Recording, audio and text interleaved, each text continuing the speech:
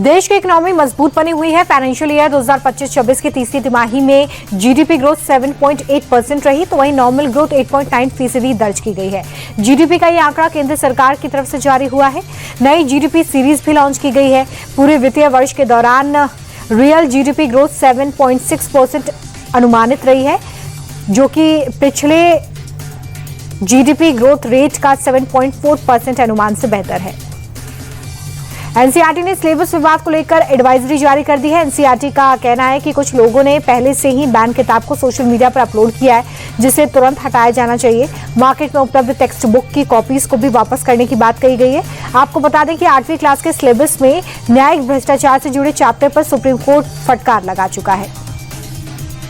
AI summit में हुड़दंग करने वाले यूथ कांग्रेस कार्यकर्ताओं पर शिकंजा जारी है। इस बीच दिल्ली की पटियाला हाउस कोर्ट से कांग्रेस पार्टी को थोड़ी राहत मिली है। यूथ कांग्रेस के महासचिव निगम भंडारी को 24 मार्च की अंतरिम जमानत मिली है। बाकी सभी आरोपियों को फिलहाल कस्टडी में ही रहना होगा। आपको बता दें कि एआई समिट के आखिरी दिन यूथ कांग्रेस नेताओं ने शर्ट उतारकर प्रदर्शन किया था। यौन शोषण मामले में फंसे शंकराचार्य अविमुक्तेश्वरानंद को इलाहाबाद हाईकोर्ट से राहत मिल गई है। उनकी गिरफ्तारी पर अगले आदेश तक रोक है। मार्च के तीसरे हफ्ते में कोर्ट का फैसला आएगा। हाईकोर्ट ने जांच में सहयोग करने को कहा है। इससे पहले पीड़ित पक्ष ने कोर्ट से अविमुक्तेश्वरानंद पर सबूतों से छेड़छाड़ करने का आरोप लगाया था, लेकिन अब कोर्ट का फैसला आने तक गिरफ्तारी नहीं हो सकती है। पीएम मोदी 28 फरवरी को राजस्थान और गुजरात के दौरे पर रहेंगे। प्रधानमंत्री 16,680 करोड़ रुपए की 43 विकास परियोजनाओं का उद्घाटन और शिलान्यास करेंगे।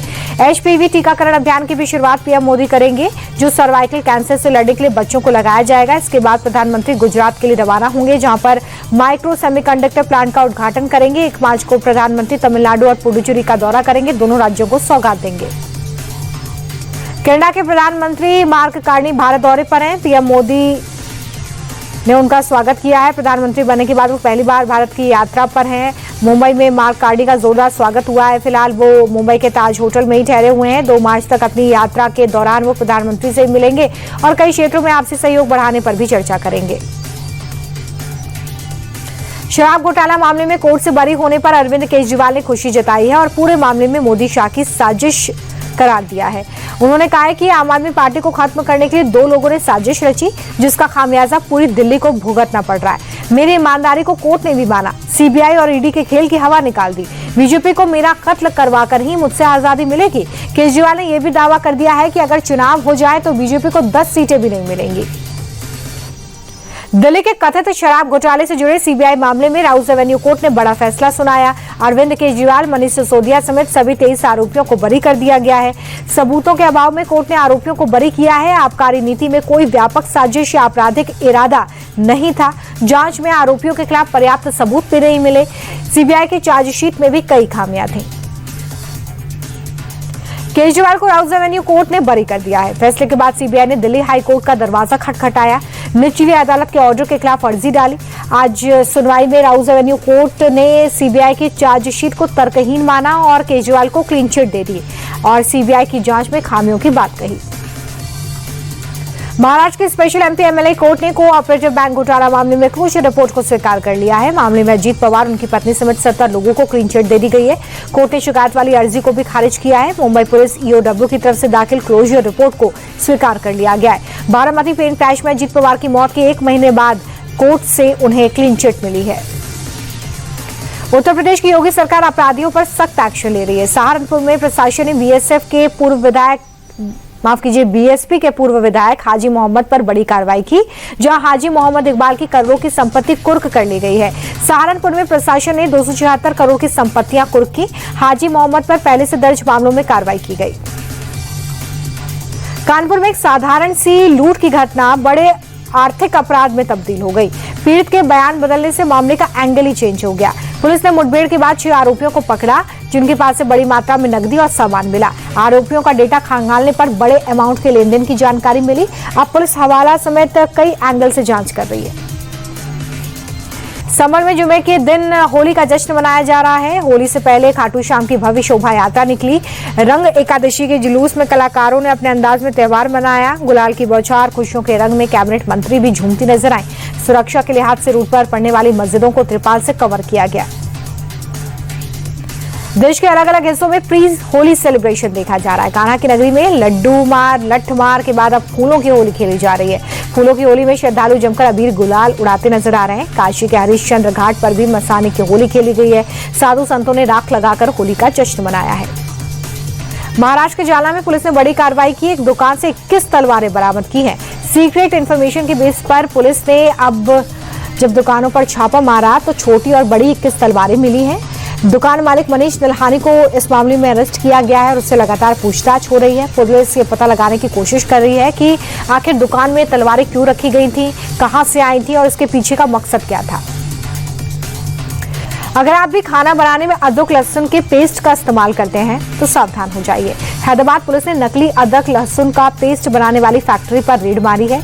4000 किलो से ज्यादा नकली पेस्ट मिला है। फैक्ट्री में गंदे टिन के अंदर पेस्ट को रखा गया था जिस पर मक्खियां मंडरा रही थी। पुलिस ने एक आरोपी को दबोचा है। शेयर बाजार लाल निशान पर बंद हुआ है। सेंसेक्स 961 अंक गिरकर 81,287 पर बंद हुआ तो वहीं निफ्टी 317 अंक लुढ़ककर 25,178 पर रही। रियल्टी और ऑटो में तेजी देखने को मिली है। सेंसेक्स के 30 में से 4 शेयर्स में बढ़त रही, वहीं निफ्टी के 50 में से 4 शेयर्स में तेजी दर्ज की गई। मुंबई पुलिस ने बाइक चोर गिरोह का खुलासा करते हुए 2 आरोपियों को गिरफ्तार किया है। इनके पास से 11 स्पोर्ट्स बुलेट बाइक बरामद हुई हैं जिसकी कीमत करीब 23 लाख रुपए बताई जा रही है। गिरफ्तार आरोपियों के खिलाफ मुंबई के अलग अलग थानों में 15 केस हैं। फिलहाल पुलिस गिरफ्तार आरोपियों से बाकी सदस्यों के बारे में पूछताछ कर रही है।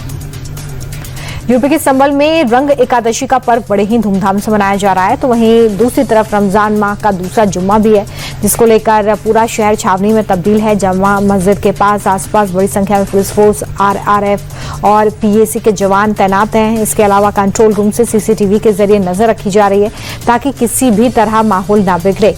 साथ ही मस्जिद की दीवारों को त्रिपाल से ढांक दिया गया है। होली से पहले पूरे उत्तर प्रदेश में अवैध शराब के खिलाफ सख्त एक्शन जारी है। कारोबारियों को अरेस्ट करने के लिए पुलिस ताबड़तोड़ एक्शन कर रही है। पीलीभीत में आबकारी विभाग और पुलिस की टीम ने ज्वाइंट ऑपरेशन चलाते हुए 15 लोगों को गिरफ्तार किया। जंगल और झाड़ियों में छिपे तस्करों की तलाश में ड्रोन की मदद ली जा रही है। गोमती नदी के किनारे बसे गांव से सर्च ऑपरेशन में 71 लीटर अवैध कच्ची शराब जब्त की गई। गाजियाबाद में मुस्लिम दुकानदारों को धमकी देने वाले सत्यम पंडित को पुलिस ने गिरफ्तार कर लिया है। दरअसल मंगलवार को मीट दुकान खोलने पर सत्यम पंडित ने होटल बंद करने को लेकर धमकी दी थी। दुकान खोलने पर आग लगाने की भी बात कही थी। वीडियो सामने आने पर पुलिस ने कार्रवाई करते हुए आरोपी को अरेस्ट कर लिया है। इस वीडियो को सत्यम पंडित ने खुद अपने फेसबुक पर पोस्ट किया था। यूपी में त्योहारों को देखते हुए खाद्य विभाग लगातार एक्शन में है। लखनऊ में फूड सेफ्टी डिपार्टमेंट ने बड़ी कार्रवाई करते हुए एक्सपायरी और मिलावटी मिठाई जब्त की है।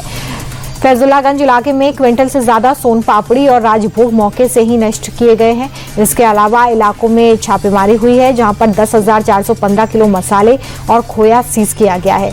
इसकी कीमत तकरीबन 55 लाख रुपए बताई जा रही है। खाद्य विभाग ने 15 सैंपल्स ले लिए हैं। होली को लेकर वृंदावन से लेकर बरसाना, नंदगांव में गोकुल तक लाखों श्रद्धालु पहुंचे। मां की बिहारी मंदिर में पुजारियों ने भक्तों पर प्रसादी गुलाल डालकर ब्रज की होली की शुरुआत की। पूरा परिसर रंग और गुलाल से सराबोर नजर आया। आज ब्रज में होली रे रसिया गाने पर भक्त खुशी से झूमते नजर आए। अयोध्या में नागा साधु और साधु संतों ने रंग भरी एकादशी के मौके पर होली खेली।